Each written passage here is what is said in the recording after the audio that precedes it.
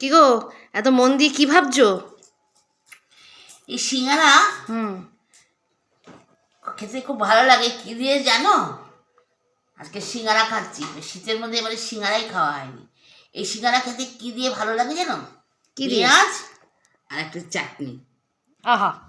জানো তো, আমরা যখন কলেজে পড়তাম, চন্দননগর কলেজে, তখন পাশে একজন নারায়ণদা বলে তার হোটেল ছিল। আমরা সেখানে চলে যেতাম খেতে। আর তখন ইয়াং তো একদম 4-5টা করে নিতাম সিঙ্গারা। আর নারায়ণদা করতো কি, এই সিঙ্গারার সঙ্গে পেঁয়াজ কুচি আর চাটনি দিত।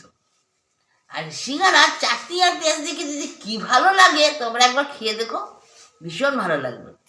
আর আমার সেই পুরনো দিনগুলোর কথা মনে পড়ে, আর আমিও নিয়ে বসে যাই চাটনি আর সিঙ্গারা। একটু ভাঙবো।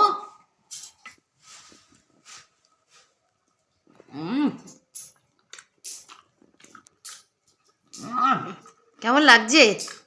আর এই ঠোঙা ভর্তি এখন সিঙ্গারা রয়েছে, এটা এখন খাওয়া হবে। চলো সবাইকে গুড ইভিনিং। সবাইকে একটু গুড ইভিনিং বলে দাও।